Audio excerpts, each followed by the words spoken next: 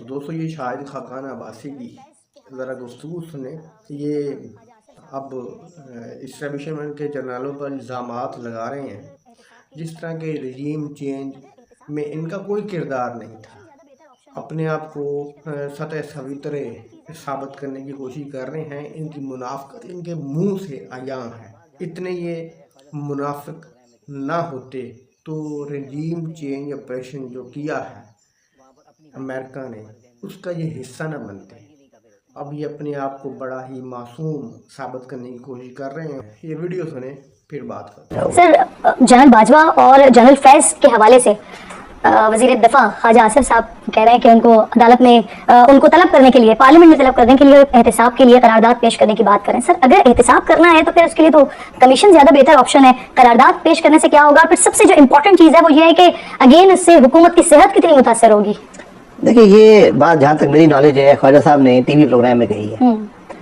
T V پر جب ہم جاتے ہیں تو وزیر بھی ہوں تو ہم وہاں پر اپنی بات کرتے ہیں جو ہمارے ذہن میں ہوتی ہے. اب آپ حکومت کی نمائندگی نہیں کر رہے ہوتے. تو میرا خیال ہے خواجہ صاحب نے اسی پس منظر میں بات کی ہے کہ میرا یہ خیال ہے.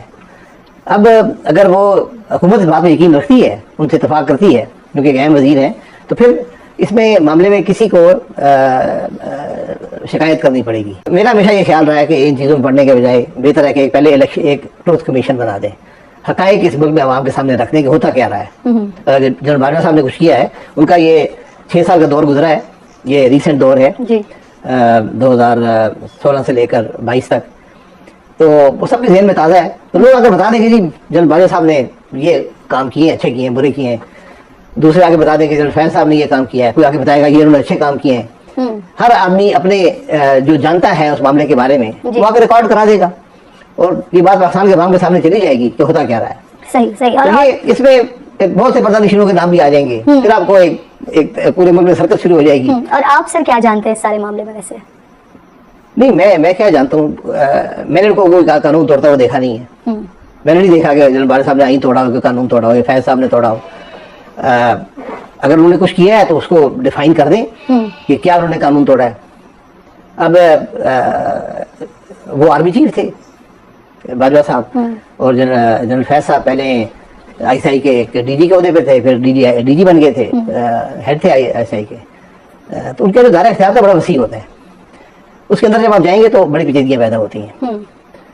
تو میرا خیال ہے کہ پہلے ایک ٹروتھ کمیشن بنا دیں حقائق آ جائیں اور حقائق تک ہی چھوڑ دیں. یہ پروسیکیوٹ کرنا یہ احتساب کرنا احتساب کا لفظ ہمیں بڑا پسند ہے. بہت ہمیں شوق ہے. ہر آدمی احتساب کی بات کرتا ہے. آج تک کسی کا احتساب ہوا نہیں ہے. آپ ہمارے ملک کی تاریخ 70 سال میں کسی شخص کا احتساب نہیں ہوا. ججوں نے غلط فیصلے کیے. جنرلوں نے ملک کا قانون توڑ دیا. سیاستدانوں نے تباہی پھیر دی ملک کی. ہم نے ملک کو 2 لاکھ کر دیا. اس میں بھی احتساب نہیں ہوا. اچھا سر کچھ ٹینیورز ایسا لگتا ہے کہ کسی کے خلاف بہت شدید احتساب ہو رہا ہے اور پھر اس کے کچھ سالوں کے بعد جیسے کہ نواز شریف صاحب کی مثال لے لیں. ایک ایرا ایسا گزرا کہ جس میں لگا کہ بہت شدید احتساب ہو رہا ہے لیکن پھر اس کے بعد انہی کی فیملی میں سے لوگ پرائم منسٹر بھی ہیں سی ایم شپ بھی ان کے پاس ہے. تو یہ وجہ کیا ہے کہ 70 سالوں میں جو آپ بات کریں کہ احتساب ہوا نہیں ہے کبھی کیوں نہیں ہو پایا؟ نیت ہی نہیں ہوتی نا. ہم باتیں کرتے ہیں صرف بات ہی حد تک رکھتے ہیں کیونکہ احتساب کی بات کرنا بڑا آسان ہے. احتساب کرنا بڑا مشکل کام ہے. قانون کے تقاضے آپ نے پورے کرنے ہوتے ہیں. قانون کے تقاضے ہیں آپ کرپٹ. ہر آدمی کو ہم کرپٹ کہتے ہیں. ہر آدمی میں چارج ہے یہ کرپشن کر گیا ہے بھائی پھر پکڑے اس کو اسے چارج کریں کہ تم نے یہ کرپشن کی ہے. وہاں پہ ہم جاتے نہیں ہیں. یہ قانون کے تقاضے ہم پورے نہیں کر پاتے. حالانکہ کیوں سر؟ جی کیوں؟ قانون کے تقاضے ہیں نا. میں آپ کو کہوں جی آپ 500 ارب کی کرپشن کر گئے تو اب تقاضے پورے کریں. اس کے کہاں پہ میں نے کرپشن کی ہے؟ مجھ سے الزام ہے کہ آپ نے 58 ارب روپے کا نقصان کر دیا ہے ملک پاکستان کا. تو ابھی آپ نے ان میں سے 18 ارب کا کیا تو 40 ارب کا ہوگا. لیکن آپ نے کرپشن نہیں کی. یہ بھی ہمیں بار بار جج صاحب کہتے ہیں کہ آپ نے کرپشن نہیں کی. آپ نے اختیارات کا ناجائز استعمال کیے. تو میں نے کہا مجھے بتا دیں میرے اختیارات تھے کیا جب میں نے ناجائز استعمال کیے. اور میں آپ کو بیوقوف نظر آتا ہوں کہ میں ناجائز اختیارات استعمال کرنے شروع کر دوں گا. تو یہ سارے ہمارے تماشے ہیں. صحیح. تو مجھ سے پہلے جو وزیر تھے پیٹرولیم کے ان پہ 458 ارب کا لگا تھا. 458 ارب کا ان پہ چارجز لگے. یہ 458 ارب کا کرپشن کر گیا. کوئی 6 سال وہ کیس عدالتوں میں پڑا رہا. کوئی اس پہ شاطیں نہیں آئی. کچھ نہیں ہوا. اور بالآخر ہوگا نہیں یہ کیس غلط تھا. یہ ایسا کوئی ثبوت نہیں ہے. تو اس لیے اگر آپ نے کرپشن پکڑنی ہے تو اس کا بڑا آسان طریقہ ہے. اس نیب کو بند کریں اور ہر ایک کی ٹیکس ریکارڈ ٹیکس کے قوانین استعمال کریں.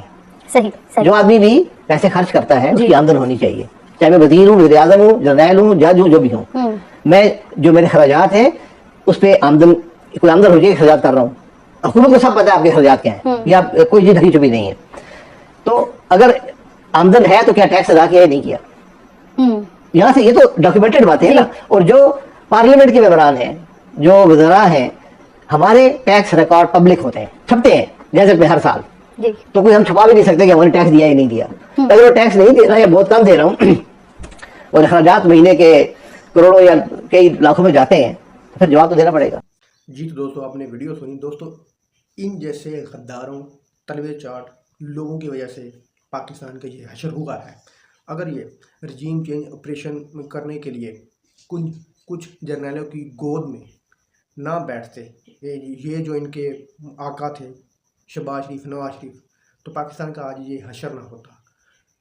पहले ये उनकी गोद में बैठकर खेलते रहे हैं, अब जब इनको खाने को कुछ नहीं मिला तो अब ये उन्हीं पर भौंकना शुरू हो गए हैं।